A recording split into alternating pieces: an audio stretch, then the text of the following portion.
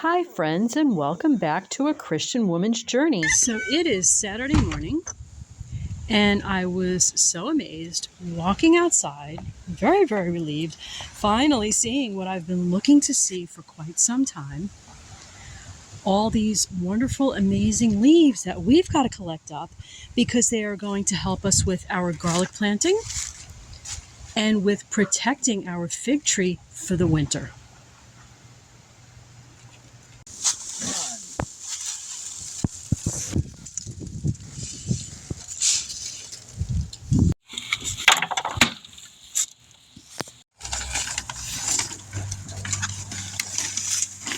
These long clippings are going to go a long way to getting our garlic covered.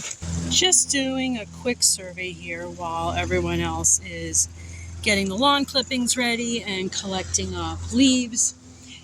When you plant garlic, you want to choose beds that have not had garlic in them for the past 5 years. So I think I'm going to choose these on the edge. Okay, I located part of our new stash of garlic. There's actually 5 varieties here. We are actually going to supplement our soil a little bit. You want soil rich in nitrogen, and you want some compost.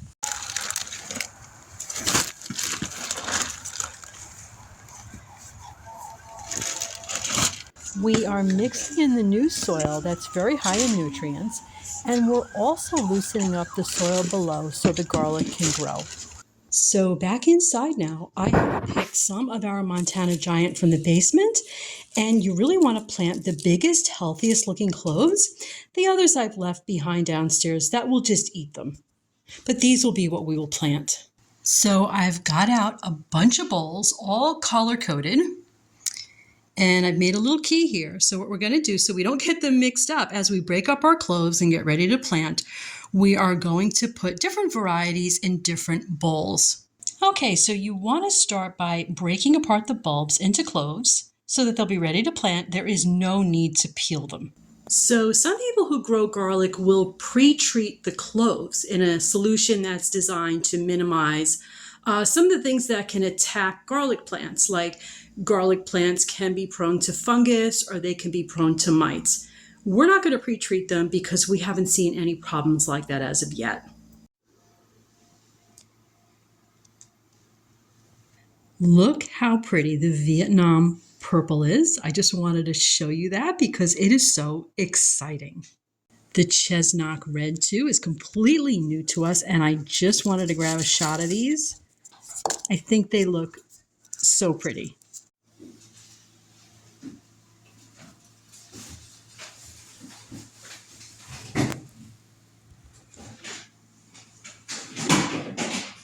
So just a quick note on why it is we're planting at the time of year that we're planting. It's kind of mid-late November. A lot of people in our region will plant in October. We found for our purposes it was still a bit early. We are in zone 7A. And when we planted in October, the garlic just started erupting like crazy, and we felt we got a lesser yield. So we're choosing to wait until November till it's a little bit colder. But still, make sure you get your garlic into the ground, obviously, before a frost. So some quick conservative math tells us we can get 172 plants. If we pack them a little tighter, we can get much more.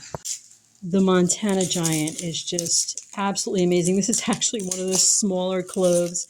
So many of them are just massive. Can't wait to get these into the ground. I am just going to get a quick count before we go outside. Okay, so even before we start planting, let me just let everybody know what the orientation is for planting. This is the correct orientation in which it'll go into the ground. The pointy goes up top, and this is where your root will come from. That'll be your bottom. So we're looking to plant our cloves about 6 inches apart, and we want to go down about 2 to 3 inches. Okay, so we've picked a row for the Caterman porcelain, and I am just going to place one of the cloves in its spot. And just let me show you how I keep track of this. I have a little grid here of what our garden beds look like, and I'm just making a note of where I'm putting the Caterman porcelain. It'll just be in this first lane in this bed. We only have 4 cloves. Okay, so we also have 8 chestnut red, and that'll be a nice way to round off this part of the bed without overcrowding it. And we have 1/2 of this bed accounted for. So this is typically how we set things up so that we remember where we plant everything and we have a nice even grid. We basically lay everything out on the surface first. We make a map of where everything is, and now we're going to push these down about 3 inches. So we've got the next grid laid out. We have the Vietnam purple on the left, and we have a whole bunch of Ukrainian more toward the right. And we are getting ready. We're going to start pushing these into the ground about 3 inches.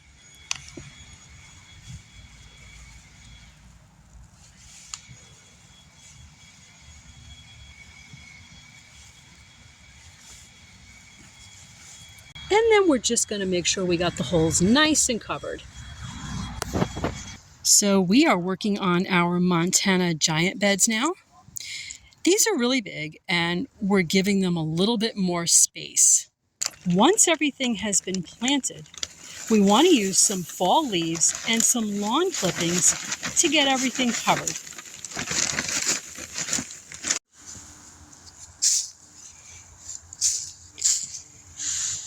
We want about 6 inches total covering over the newly planted garlic.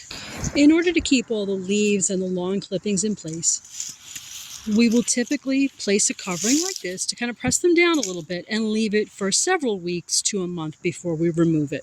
As we were working, I literally noticed that our garden is trying to give us another crop of lettuce.